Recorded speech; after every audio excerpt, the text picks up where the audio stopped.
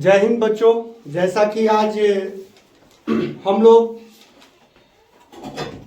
अब एक नया टॉपिक यानी कि नंबर सिस्टम के बाद हम लोग एक नए टॉपिक के तरफ यानी नए चैप्टर की शुरुआत कर रहे हैं, लॉसा और मौसा, जिसको कहा जाता है एलसीएम एंड एचसीएफ।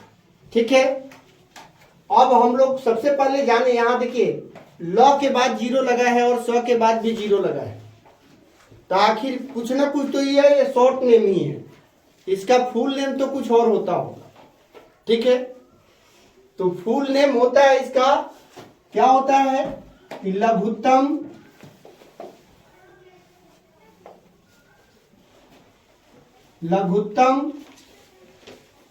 समापवर्त्य। क्या होता है?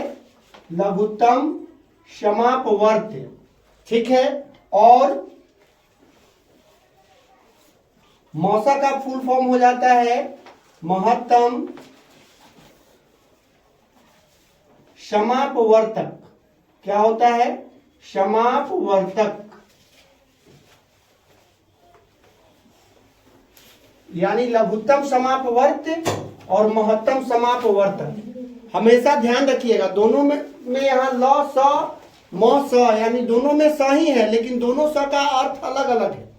यहाँ है समापवर्त्य और यहाँ है समापवर्तक। ठीक है, तो हम सबसे पहले इस समापवर्तक शब्द को तोड़ते हैं। ठीक है, समापवर्तक शब्द को अगर तोड़ा जाए तो यह होता है सम जोड़ अपवर्त्य। समापवर्त्य को अगर तोड़ा जाए तो सम जोड़ अपवर्त्य, सम जोड़ अपवर्त्य। और समापवर्तक शब्द को अगर तोड़ा जाए तो इसका होता है सम जोड़ अपवर्तक, अपवर्तक, सम जोड़ अपवर्तक। ठीक है, तो यहां लघुत्तम को हम छोड़ दिए, समापवर्त को तोड़े तो सम जोड़ अपवर्त्य। ठीक है, तो हम सबसे पहले अब यहां अपवर्त क्या होता है उसके बारे में हम यहां जानेंगे। ठीक है, अपवर्त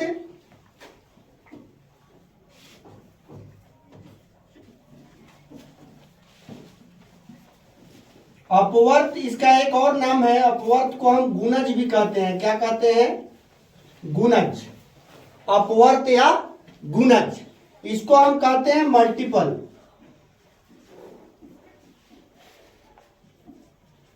क्या कहते हैं? मल्टीपल। ठीक है, मल्टीपल यानी अपवर्त या गुणज, इसको अंग्रेजी में कहते हैं मल्टीपल। तो आखिर अपवर्त या गुणज क्या है? तो अपवर्त या गुणज क्या है इसके बारे में आप जान लीजिए कि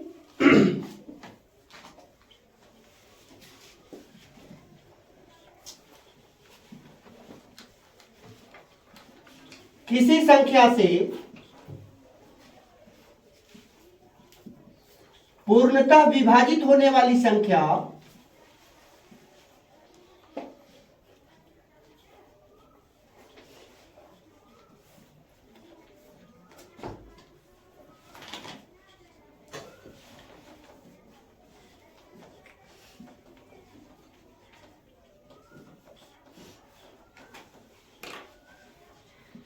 उस संख्या की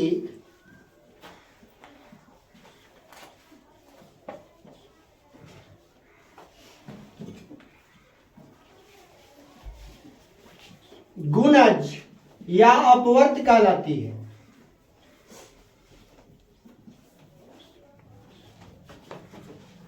यानी आप कह सकते हैं मल्टीपल कहलाती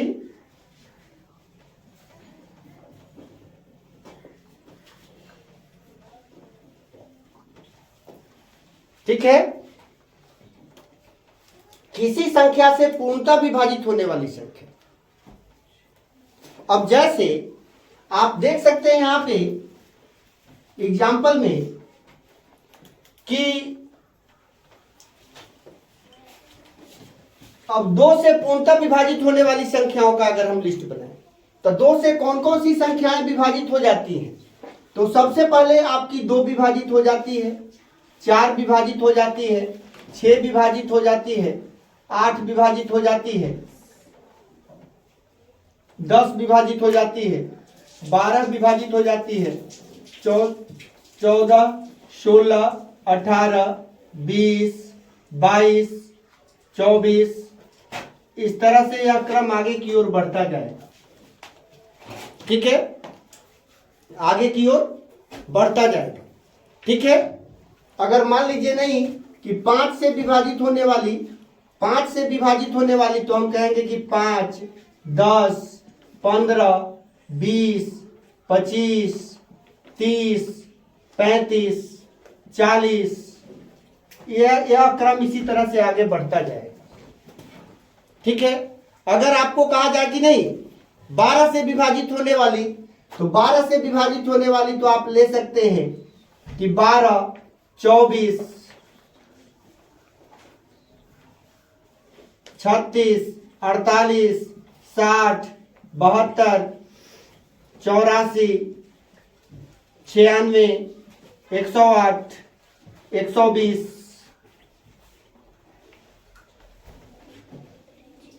132, 144, इस तरह से यह क्रम भी आगे की ओर बढ़ता जाए कि नहीं। समझे? आप यहां यह भी कह सकते हैं दूसरे शब्दों में कि यदि किसी संख्या को प्राकृत संख्या से जब गुना किया जाता है तो प्राप्त गुणनफल उन संख्याओं की गुणज या अपवर्त कहलाती है। यानी प्रॉब्लम, आप दूसरे लहजे में परिभाषा यह भी कर सकते हैं। अब उस परिभाषा आप कैसे कर रहे हैं? मैंने कहा परिभाषा में कि भाई किसी संख्या को जब प्राकृत संख्याओं से गुना किया जाता है तो प्राप्त गुणनफल उस संख्या की गुणज कहलाती है, गुणज या अपवर्त कहलाती है, यानी कि मल्टीपल कहलाती है। ठीक है, जैसे मान लीजिए अगर हमको यहाँ 16 का गुणज निकालना है, ठीक है, तो हम करेंगे कि भाई 16 गुने 1, तो यहाँ हमारा 16 आ जाएगा, 16 गुने 2 यानी हमारा 32 आ जाएगा, 16 गुने 2 यानी 32, 16 गुने 3 यानी कि यहाँ 48 आ जाएगा, 16 गुने 4 यानी यहाँ पे 64 आ जाएगा, 16 गुने 5 यानी यहाँ पे 80 आ जाएगा। देखिए यहाँ प्राकृत संख्या ही तो है, 1, 2, 3, 4, 5, यानी हम प्राकृत संख्या से ही तो गुना कर रहे हैं। ठीक है, यानी कि जब किसी संख्या को, जैसे वह संख्या क्या थी 16, जिसको हम प्राकृत संख्या से गुना करते जा रहे हैं एकदम क्रम से। ठीक है, तो हमको क्रमागत गुणज प्राप्त होते जा रहा है, किसका? 16 का। ठीक है, देखिए गुणज शब्द जो है, गुणज शब्द जो है आप लोग पढ़ते हैं पर्यायवाची शब्द में कि जलज, यानी कि जल में उत्पन्न होने वाला या जन्म लेने वाला, ज माने होता है जन्म लेने वाला। ठीक है, पंकज यानी कि पंख जोड़ जा यानी कि कीचड़ में जन्म लेने वाला। उसी तरह देखिए यहाँ ज ही तो लगा है, गुणज यानी कि गुना जब करते हैं तो इसकी उत्पत्ति होती है। कोई दिक्कत? गुना जब करते हैं तो इसकी उत्पत्ति होती है, तो यह जन्म लेता है कौन चीज? गुणज। समझ गए इसको? तो यह गुणज है। जब किसी संख्या में रहते, यहाँ पे देख लिए 16 का गुणज क्या है, तो 16, 32, 48, 64, 80। अब 6 से गुना करेंगे तो 96, 7 से गुना करेंगे तो 112, 8 से गुना करेंगे तो 128 आता रहेगा, इस तरह से आगे बढ़ता रहेगा। समझ गए इसको? चलिए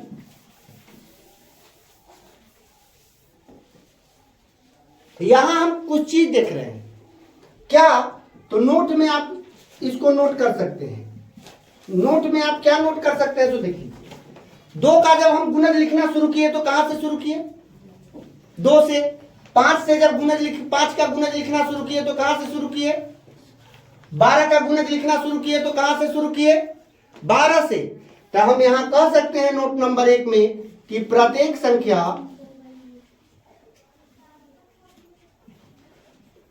संख्या स्वयं की सबसे छोटी गुणज होती है, सबसे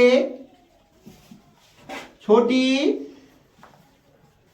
गुणज या अपवर्त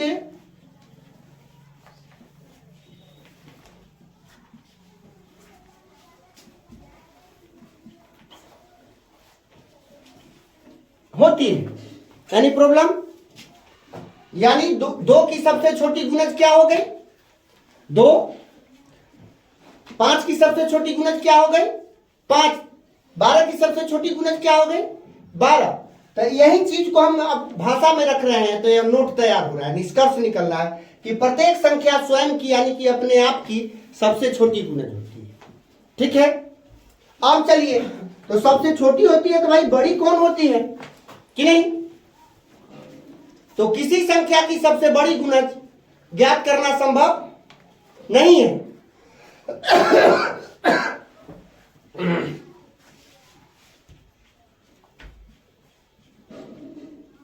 किसी भी संख्या का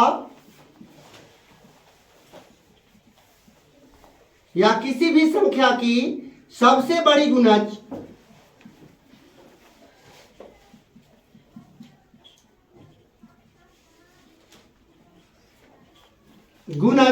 या अपवर्त्य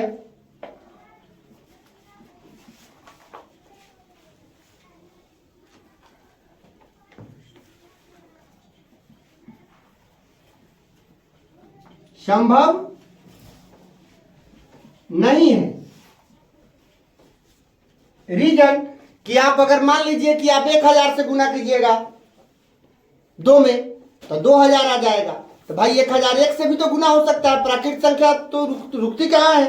सबसे बड़ी प्राकृतिक संख्या, जैसा कि पूर्व में आप पढ़ चुके हैं कि वह अज्ञात है, असंभव है। ठीक है, प्रत्येक प्राकृतिक संख्या की पूर्ववर्ती और अनुवर्ती संख्या ज्ञात की जा सकती है। ठीक है, अतः हम यह कह सकते हैं, अब यहां अब चूंकि बड़ी संख्या संभव नहीं है तो भाई उसका एक सिरा एक छोर तो सीमित है, यानी कि भाई 5 का गुणज 5 से शुरू हो रहा है लेकिन खत्म कहां हो रहा है पता नहीं। ठीक है, तो हम यह कह सकते हैं कि किसी भी संख्या के गुणजों की संख्या जो है वह संभव नहीं है। यानी कि किसी संख्या के गुणज का भी संख्या हम ज्ञात करना चाहे, कोई पूछे कि भाई आपसे कि 15 का कै गो गुणज होगा, तब संख्या ज्ञात करना संभव नहीं है।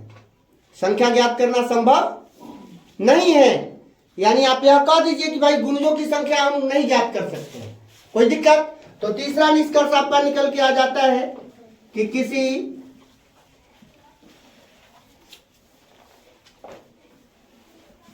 संख्या के गुणजों की संख्या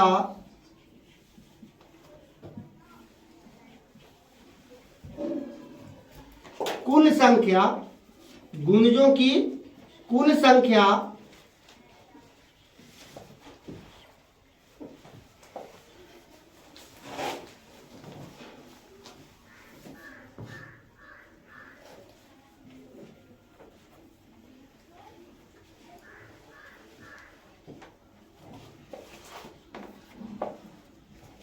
संभव नहीं है।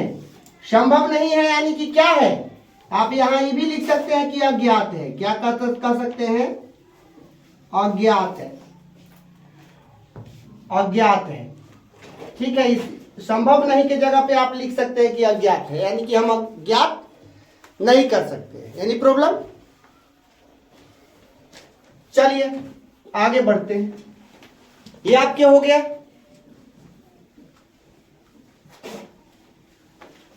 अब आगे बढ़ें। चलिए ऊपर का मिटा दें।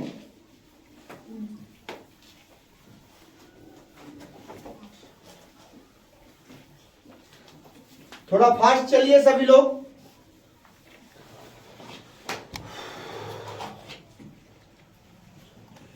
अब देखिए, हम चूंकि अपवर्त जान गए हैं, अपवर्त जान गए हैं, तो अब हमको क्या जानने की जरूरत है? समापवर्त। क्या जानने की जरूरत है? समापवर्त। तो आप लिखेंगे समापवर्त। समापवर्त, इसका इसका भी एक नाम है, इसको कहते हैं सार्वगुणज। सार्वगुणज क्या कहते हैं? सार्वगुणज। इसको अंग्रेजी में कहते हैं कॉमन मल्टीपल।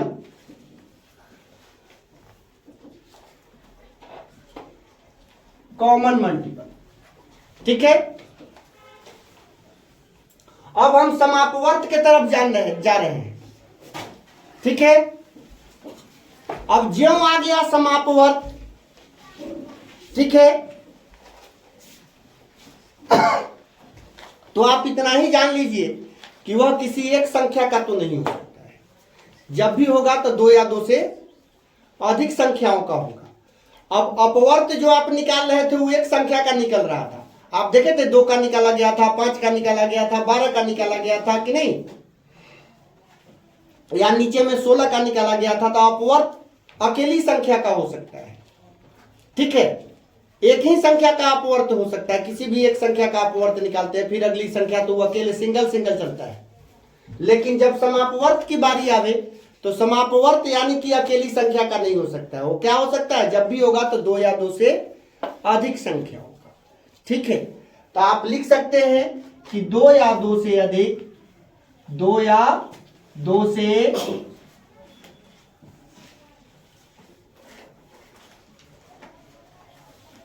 अधिक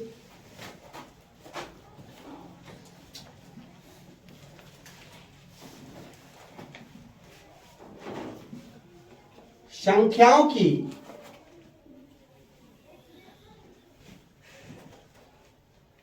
ऐसी समापवर्त, ऐसी अपवर्त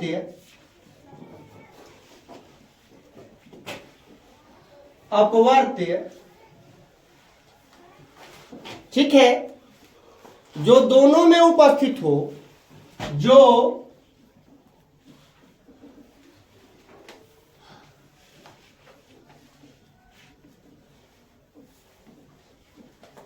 उनमें उपस्थित हो या मौजूद हो। क्या लिखेंगे? मौजूद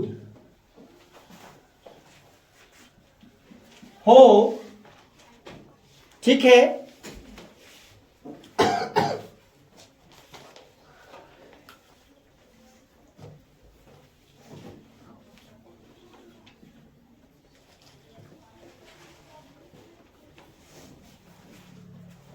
उन संख्याओं की समापवर्त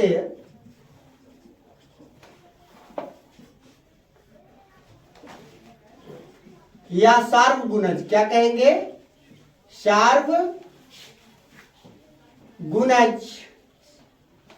यानी कि कॉमन मल्टीपल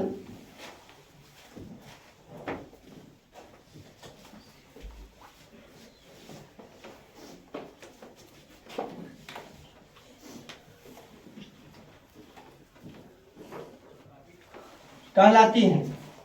एनी प्रॉब्लम? चलिए इसका एग्जाम्पल समझ लेते हैं। अब देखिए, जब भी आपको समापवर्त ज्ञात करना हो तो अकेली संख्या का तो निकलेगा नहीं। तो जब भी हम समापवर्त ज्ञात कर रहे हैं तो 2 संख्या का। आपसे पूछा गया कि भाई 6 और 8 का समापवर्त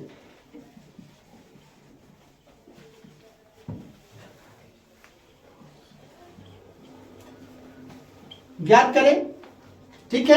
6 और 8 का समापवर्त ज्ञात करें, ठीक है। तो आप करेंगे क्या? तो भाई पहले अपवर्त इसका ज्ञात तो कर लीजिए। तो अपवर्त देखिए, 6 का अपवर्त 6 का अपवर्त ज्ञात करना है। तो भाई अब हम 6 का पहला पढ़ना शुरू कर दें?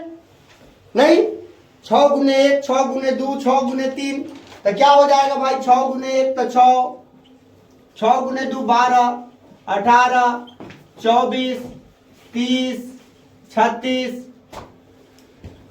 42, 48, 54, 60, 66, 72 हो गया। यह क्रम आगे की ओर बढ़ता जाएगा भाई, ये तो रुकना है ही नहीं। ठीक है, अब चलिए, अब 8 का अपवर्त ज्ञात करना है।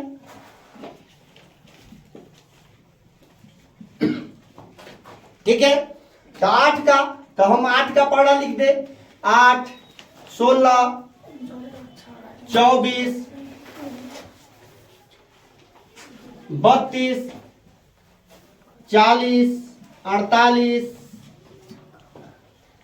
56, 64, 72, 80, 88, 96, बढ़ रहे हैं आगे की ओर। ठीक है, अब परिभाषा क्या कह रहा था, सो देखिए, 2 या 2 से अधिक संख्याओं की ऐसी अपवर्त जो उनमें मौजूद हो, यानी कि उपस्थित हो, प्रेजेंट हो कि नहीं, उन संख्याओं की समापवर्त या सार्वगुणज कहलाती है। ठीक है, तो भाई इस दोनों में क्या क्या मौजूद है थोड़ा अब हम देख ले। तो देखिए, यहाँ 24 मौजूद है, यहाँ भी 24 मौजूद है 24 दोनों में मौजूद कि नहीं। अब क्या मौजूद है आगे में देखिए तो दोनों में, तो भाई यहाँ 48 मौजूद है, तो यहाँ भी 48 मौजूद है ना। अब चलिए, यहाँ 72 मौजूद है, तो यहाँ भी 72 मौजूद है कि नहीं। हाँ, तो आप लिख सकते हैं कि 6 और 8 का समापवर्त बराबर, तो क्या मौजूद था, तो 24 मौजूद था, और उसके बाद क्या मौजूद था, तो 48 मौजूद था, उसके बाद क्या मौजूद था, तो 72 मौजूद था। आप यहां देख रहे हैं कि इस तरह से 24 का भी पहाड़ा बनता जा रहा है कि नहीं। तो अब इस पहाड़ा को हम चाहे तो हम लिखे तो 72 तक थे, या लिखे कम तक ही थे, हम इसी का पहाड़ा एक जगह से बढ़ा दें कि नहीं। तो 24 के 24 दूना 48, 24 या 72, तो 24 चौका 96, 24 पचे 120, 24 छक 144, 24 सते 168 कि नहीं, 24 अठे 192। देखिए ये जो जा रहा है यह समापवर्त है। एनी प्रॉब्लम, यानी आप कुल मिला के समझ सकते हैं कि भाई यहां पहाड़ों का खेल है, यहां पहाड़ों का खेल है। आप समझ गए।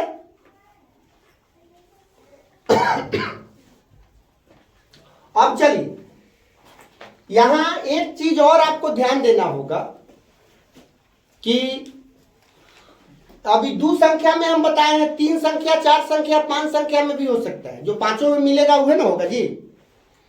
अगर 5 को संख्या का हम कहें कि समापवर्त ज्ञात करो, तो 5 में जो मिलेगा वही होगा कि नहीं, कोई दिक्कत।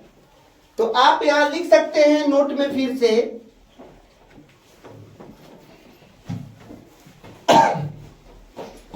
किसी संख्या की समापवर्त उस संख्या के बराबर या उससे बड़ी होगी।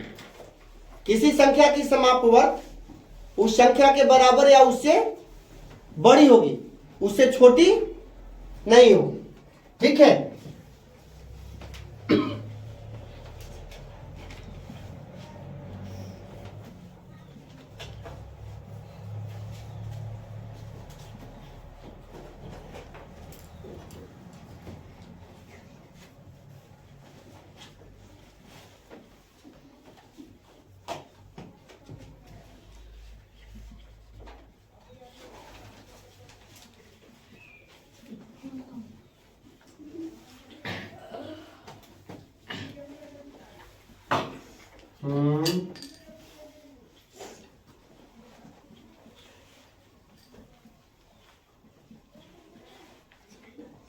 ठीक है।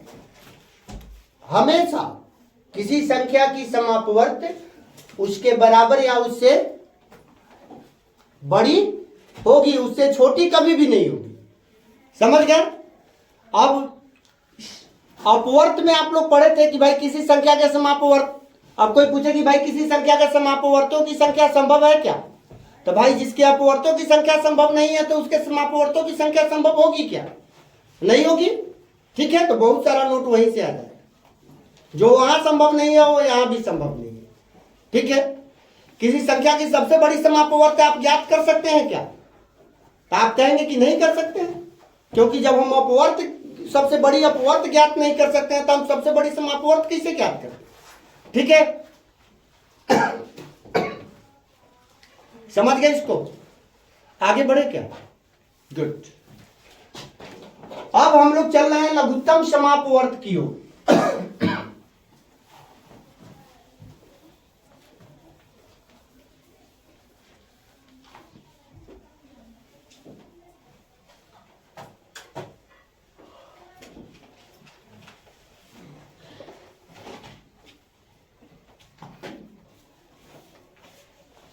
तीसरा परिभाषा है आपका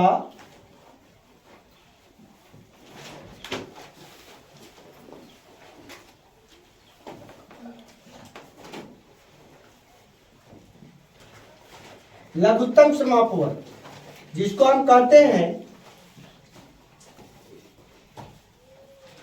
लोवेस्ट कॉमन मल्टीपल।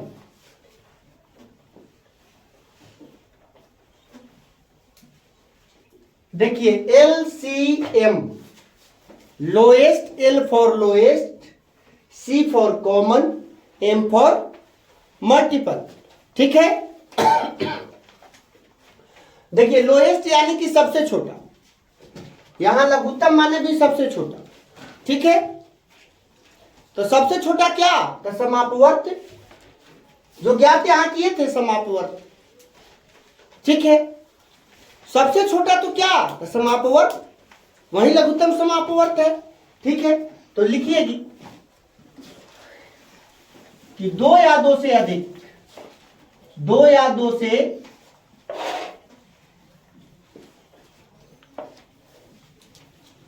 अधिक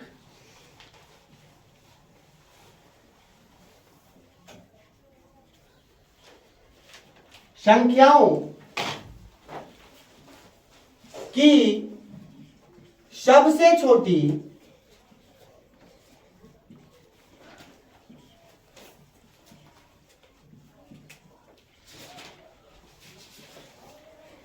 समापवर्त को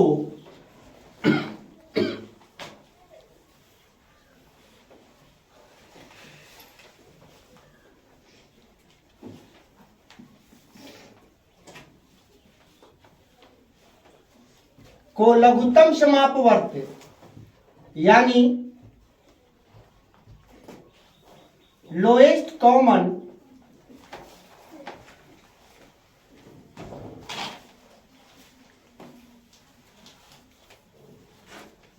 मल्टीपल कहा जाता है, कहा जाता है। हो गया आपका? अब आपसे फिर हम इसी एग्जाम्पल पे समझा देते हैं। ठीक है, या कुछ बड़ा ले लेते हैं, कोई दिक्कत? चलिए,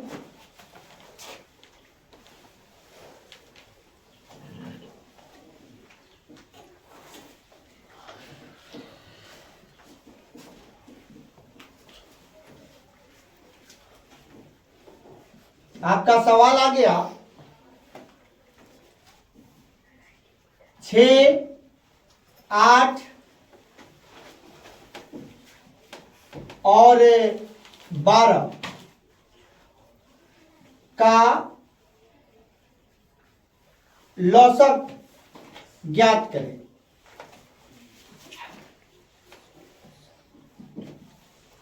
ठीक है, 6, 8 और 12 का लौसक ज्ञात करें। कोई दिक्कत? तो हम यहां पे चलिए, 6, 8, 12 का लौसक ज्ञात करना है तो हम सबसे पहले 6 का अपवर्त ज्ञात कर लिए। ठीक है, 6 का अपवर्त ज्ञात कर लिए। अब हम क्या करें? 8 का कर लिए। अब हम क्या करें? 12 का अपवर्त ज्ञात कर लिए। 12 का अपवर्त ज्ञात कर लिए। तो हम 12 का पहाड़ा हमको लिखना है, तब 12, 12 दूना 24, 12 तिहाई 36, 12 चौका 48, 12 पचे 60, 12 छक 72, 12 सत्ते 84। यह क्रम आगे बढ़ता जाए।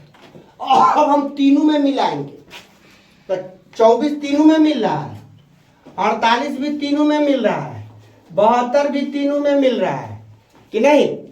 तो हमारा अब यहां हम लिखेंगे कि 6, 8 और 12 के समापवर्त तब मिल रहा है। देखिए 24, 48, 72, और इसका पढ़ा आगे भी मन करे तो बढ़ा सकते हैं, 96, 120, 144,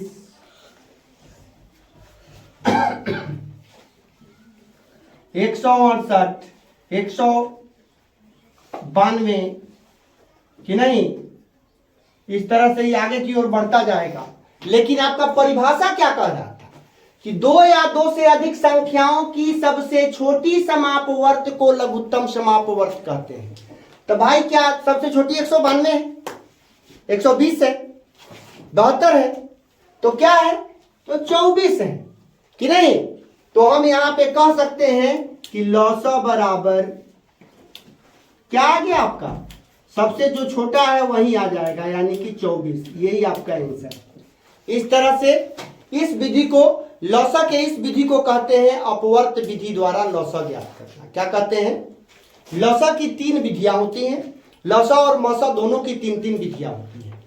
ये एक अपवर्त विधि है, तो मौसा में अपवर्तक विधि आ जाता है, ठीक है। अपवर्त विधि, अभाज्य गुणनखंड विधि, और जो आप लोग पहले से जान रहे थे उसको कहते हैं भाग विधि। क्या कहते हैं, भाग विधि। समझ गए। तो एक विधि आपका लौसा का कंप्लीट हो गया है। चलिए अब हम मौसा की ओर चले। गुड।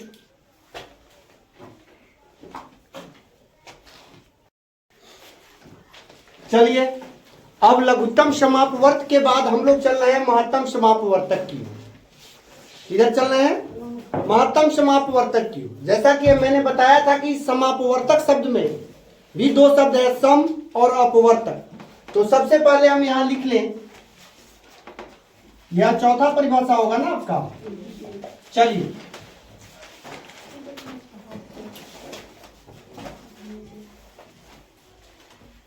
अपवर्तक, इसका भी एक नाम है, इसको हम कहते हैं गुणनखंड। क्या कहते हैं, गुणन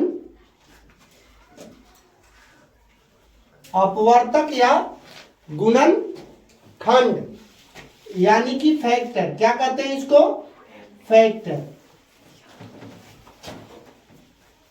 इसको हम कहते हैं फैक्टर। कोई दिक्कत आपका है ना। याद देखिए HCF, तो अभी हम F को जान रहे हैं, तब CF को जानेंगे, तब HCF को जानेंगे।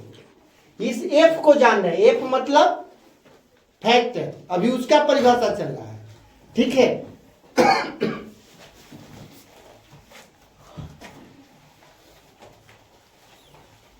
कोई दिक्कत।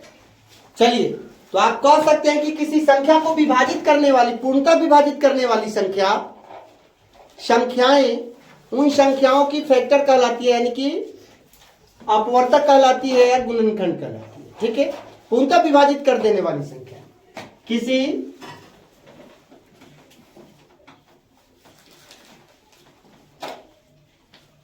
संख्या को पूर्णतः विभाजित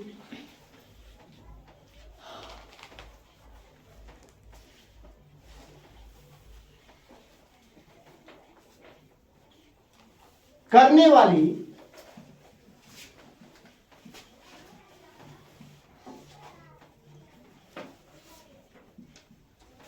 संख्याएं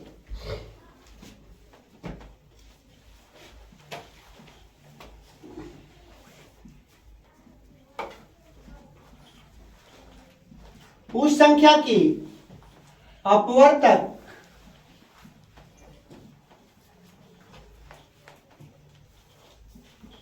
या गुणनखंड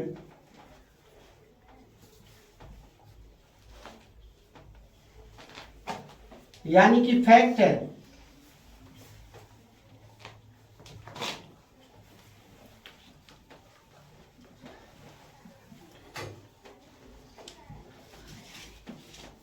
कहलाती हैं। Any problem? अब देखिए, हमको कहा जाए कि भाई 6 की अपवर्तक, 6 की अपवर्तक या गुणनखंड, तो आप यहां क्या कहेंगे? अब 6 को ऐसी कौन कौन सी संख्या है जो पूर्णतः विभाजित कर देती है? तो 6 को 1 विभाजित कर देती है पूरी पूरी, कितने मर्तबे? 6 मर्तबे। 2 भी विभाजित कर देती है, कितने मर्तबे? 3 मर्तबे। 3 भी विभाजित कर देती है, कितने मर्तबे? 2 मर्तबे। उसके बाद 6 भी विभाजित कर देती है, कितने मर्तबे? 1 मर्तबे, कि नहीं? तो इसको हम कहते हैं अपवर्तक, यानी कि गुणनखंड। क्या कहते हैं? गुणनखंड। ठीक है। अब भाई ये तो अपवर्तक रूप हो गया। अब गुणनखंड, गुणनखंड का अर्थ होता है कि किसी संख्या को जब हम गुणा के खंडों में, यानी कि किसी संख्या का ऐसा रूप जिसको हम गुणा के खंडों द्वारा व्यक्त, ठीक है, गुणा के रूप में खंड कर दें तो वही गुणनखंड है। जैसे कि अब मान लीजिए इसी का बताते हैं 6 का। अब आपने कहा कि भाई 6 1 से कट जाएगी, पूरी पूरी 1 से कट जाएगी। तो मैंने कहा कि भाई कितने मर्तबे कट जाएगी? तो आपने कहा कि भाई 6 मर्तबे कट जाएगी। तो देखिए 6 गुने, यानी 1 गुने 6 बराबर 6, कि नहीं? अब फिर मैं, आप कहे कि 2 से कट जाएगी सर, तो भाई 2 से कट जाएगी, तो मैंने कहा कि कितने मर्तबे कट जाएगी? तो आप कहे कि नहीं 3 मर्तबे कट जाएगी। तो देखिए 2 गुने 3, ये भी 6 ही है। ठीक है। अब आपने कहा कि नहीं 3 से कट जाएगी सर, 3 से भी कट जाएगी, तो कितने मर्तबे? तो 2 मर्तबे। आपने कहा कि 6 से कट जाएगी, मैंने पूछा कि कितने मर्तबे? आपने कहा कि 1 मर्तबे कट जाएगी सर। ठीक है। अब इसमें से जिस खंड, जिसका भी आप गुणा करेंगे उसका मान इतना ही आने वाला है। ठीक है। तो इसको हम कहते हैं कि यह गुणनखंड का रूप है। इसी चीज को हम गुणनखंड वाला रूप में लिखे और यहाँ अपवर्तक रूप में लिख रहे हैं। ठीक है। तो अपवर्तक और गुणनखंड दोनों सेम चीज है, समझ गए? यानी जब किसी संख्या को हम गुणा द्वारा खंड कर देते हैं ना, ठीक है, गुणा के चिन्ह की सहायता से जब खंड कर देते हैं तो वह गुणनखंड कहलाता है। Any problem? लेकिन बात वही है कि ये भी देखिए, 1 6 की विभाजक संख्या है, यानी पूर्णतः विभाजित करने वाली संख्या 1 से विभाजित 6 हो जाएगी, 6 से भी विभाजित हो जाएगी, 2 से विभाजित हो जाएगी, 3 से विभाजित हो जाएगी। ठीक है। यानी यही चीज यहां भी है। आप ऐसे यहां तक आइए तो, चाहे यहां से यहां तक जाइए तो यही चीज यहां लिखा है। Any problem? इस तरह में 2 बार रिपीटेशन हो रहा है, रिपीट हो रहा है, ऐसे में हम 1 बार लिखे। देखिए 1 बार इधर से आ रहा है, देखिए इतना, इसी चीज को ना लिखा गया है यहाँ पे क्रम से, और 1 बार यहां से देख लीजिए, इसी चीज को ना यहाँ लिखा गया है। कोई दिक्कत? इधर से नीचे की ओर, इधर से ऊपर की ओर, यहां उतना ही चीज लिखा है। ठीक है। तो यही आपका गुणनखंड है। समझ गए इसको? आगे बढ़े। अब मान लीजिए कि कोई आपसे पूछता नहीं कि आप हमको ये बताइए कि भाई 48 का गुणनखंड बताइए। 48 का की अपवर्तक,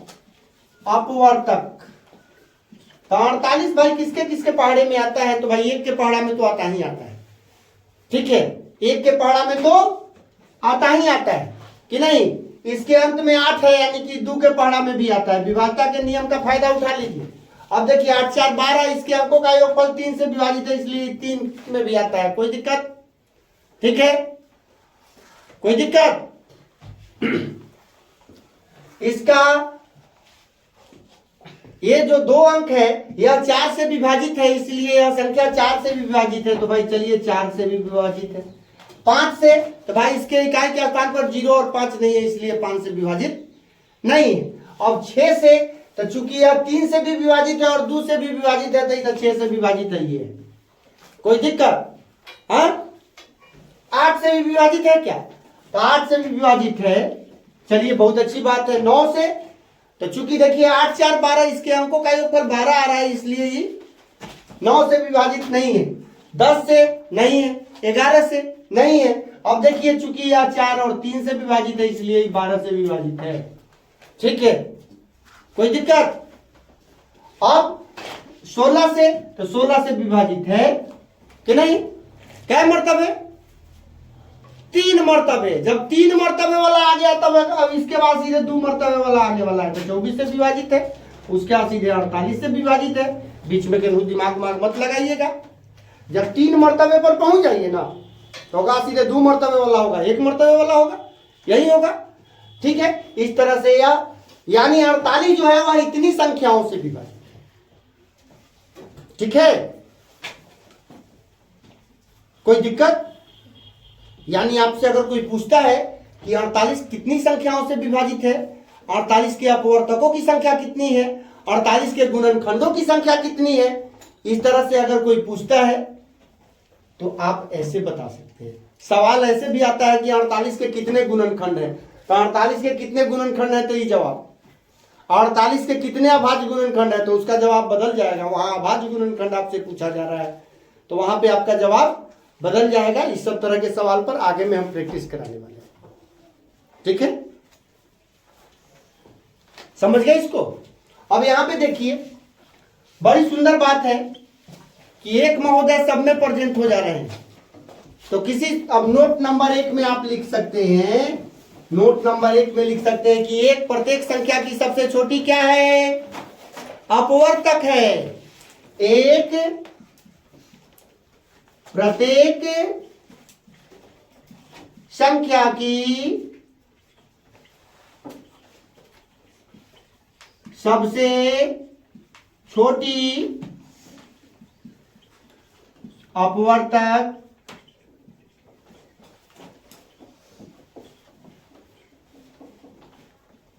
या गुणनखंड है। चलिए, हो गया, कोई दिक्कत? और सबसे बड़ी अपवर्तक, तो देखिए 6 का अपवर्तक लिख रहे थे तो सबसे बड़का कहां जाके खत्म हो जा रहा था? 6 पर। 48 का लिखे हैं तो सबसे बड़का कहां आ रहा था?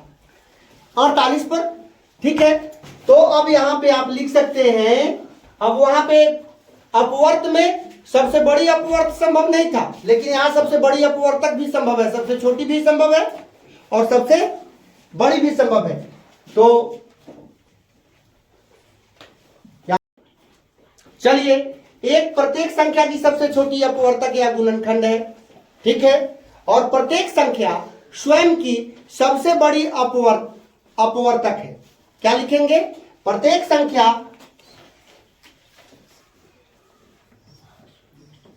स्वयं की सबसे बड़ी अपवर्तक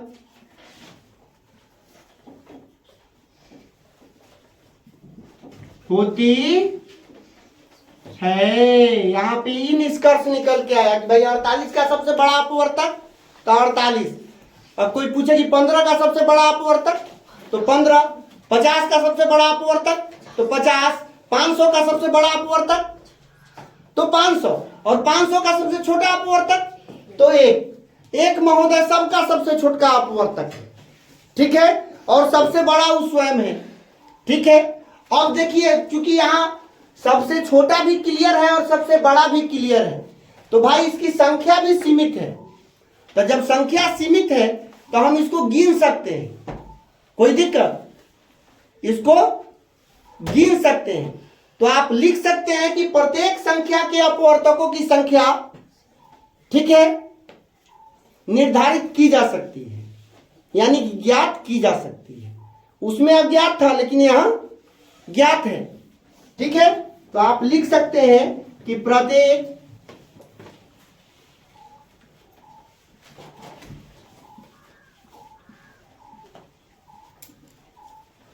संख्या के अपवर्तकों की संख्या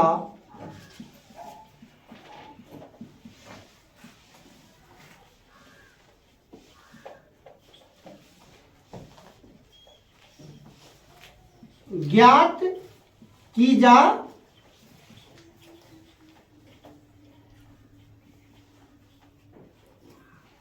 सकती है कि नहीं?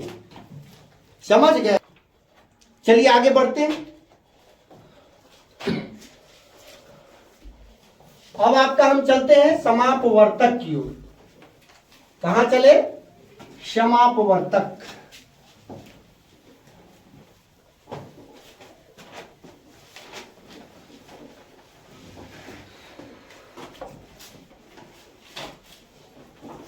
चलिए, समापवर्तक या सार्वगुणनखंड, क्या कहेंगे?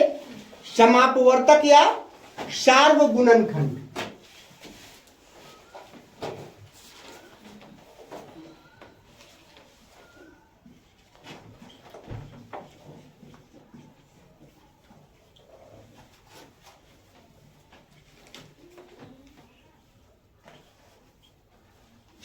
समापवर्तक या सार्वगुणनखंड यानी कि कॉमन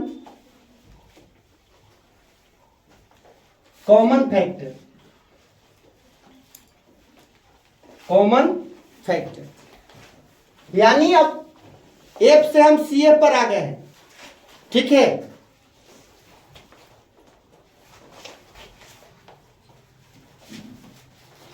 कोई दिक्कत?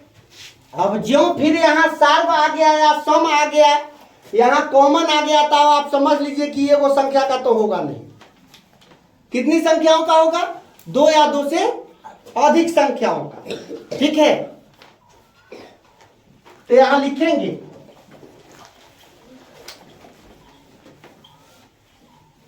दो या 2 से अधिक,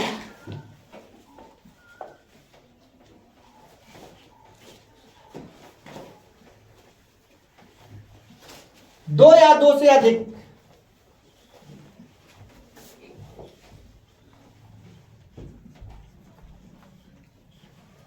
संख्याओं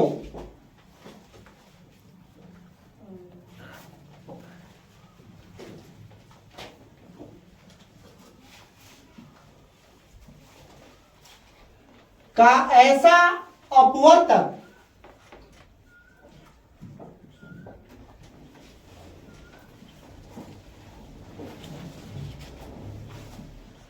जो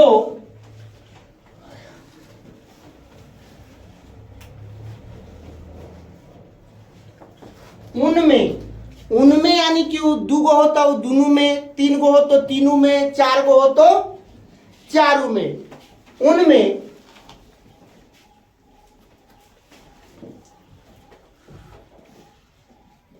मौजूद हूं, ठीक है।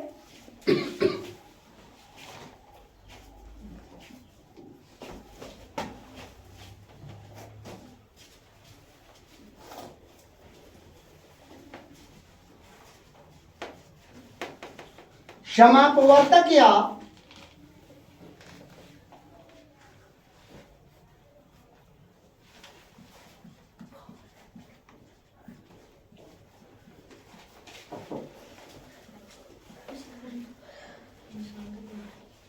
सार्वगुणनखंड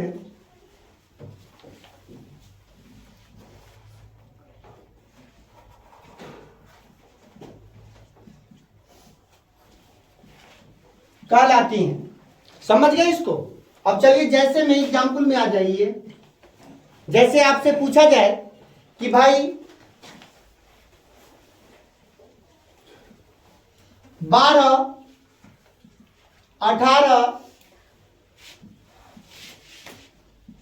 और 30 के समापवर्तक ज्ञात करें। आपसे पूछा जाए कि फाइंड द CF यानी कि find the common factor of 12, 18 and 30, ठीक है। तो सबसे पहले आप इसका F यानी कि फैक्टर पहले ज्ञात कीजिए। तो 12 के फैक्टर हो जाएंगे 12 के अपवर्तक क्या हो जाएंगे? तो भाई 12 किसके किसके पहाड़े में आता है? तो 12 तो 1 के पहाड़े में आता ही आता है, 1 के पहाड़े में तो सब आता है। 2 के भी आ जाएगा, 3 के भी आ जाएगा, 4 के आ जाएगा, 6 के आ जाएगा और 12 के आ जाएगा, ठीक है। उसी तरह 18 का हमको ज्ञात करना है, 18 के अपवर्तक। तो हम कहेंगे कि 1 के तो आएगा ही आएगा, 2 के भी आएगा, 3 के आएगा, 4 के आएगा कि नहीं आएगा? तो नहीं आएगा।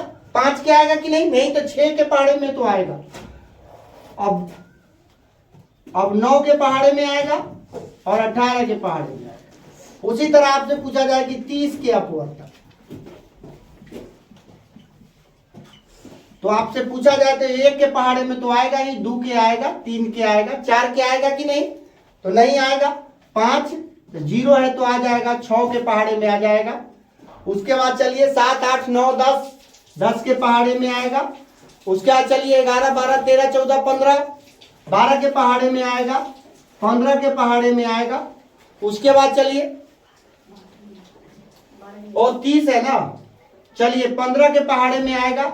उसके बाद आपका 30 के पहाड़े में आएगा। हो गया आपका, समझ गए? अब देखिए, ये तो हम परिभाषा क्या कर रहा है, 2 या 2 से अधिक संख्याओं की ऐसी अपवर्तक जो उनमें मौजूद हो। ठीक है, जो उनमें मौजूद हो, यानी सब में मौजूद हो। तो सब में क्या क्या मौजूद है? तो भाई 1 मौजूद है, और क्या मौजूद है? 2 भी मौजूद है, और क्या मौजूद है? 3 भी मौजूद है, और क्या मौजूद है? 6 भी मौजूद है। और कोई मौजूद है क्या? ठीक है, तो हम लिखेंगे 12, 18 और 30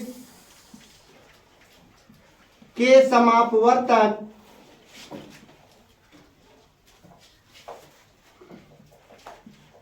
बराबर। तो भाई 1 मौजूद है, 2 मौजूद है, 3 मौजूद है और 6 मौजूद है। यही आपका आंसर हो गया। समझ गए इसको? कोई दिक्कत?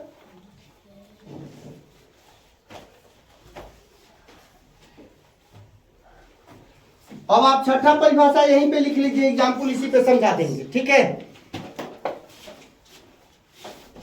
आप नोट में लिख सकते हैं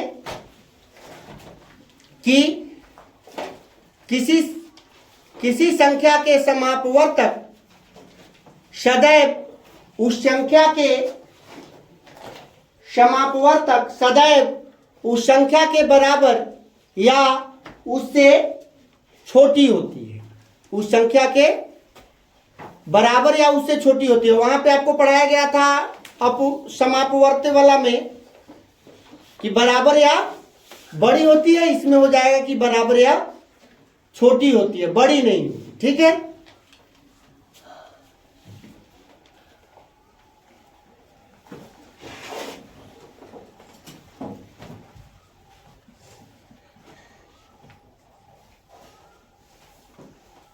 महत्तम समापवर्तक यानी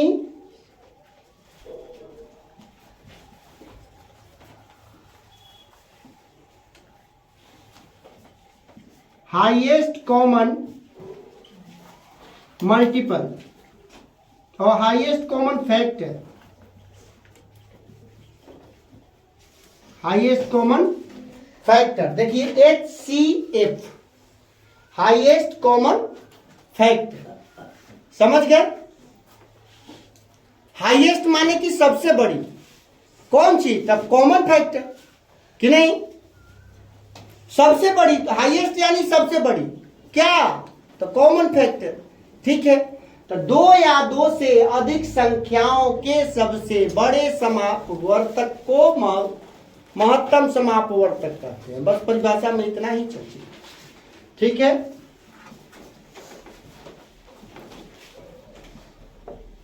दो या 2 से अधिक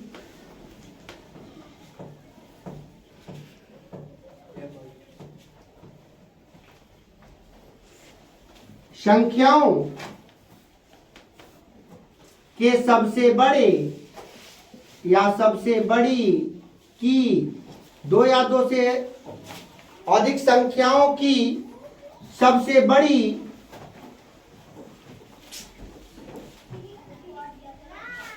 समापवर्तक को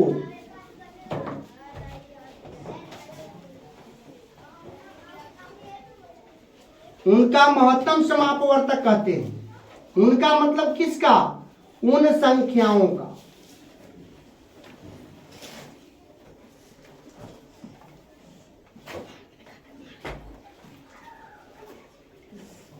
महत्तम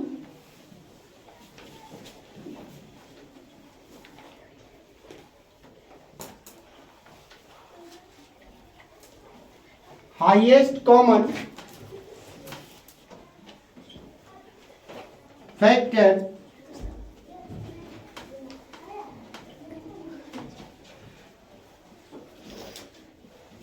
कहते हैं। चलिए यही हो गया आपका, ठीक है। अब चलिए अभी ये एग्जाम्पल इसमें काम चला लीजिए। हम यहां लिख रहे हैं कि भाई मौसा ज्ञात करें। क्या लिख रहे हैं? मौसा ज्ञात करें, ठीक है। अभी इसका एग्जाम्पल नहीं रहा, अब इसका एग्जाम्पल ही हो गया है, ठीक है।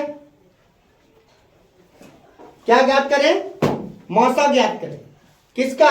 12, 18 और 30 का मौसा ज्ञात करें। तो भाई ये पहले अपवर्तक लिख लीजिए तीनों का।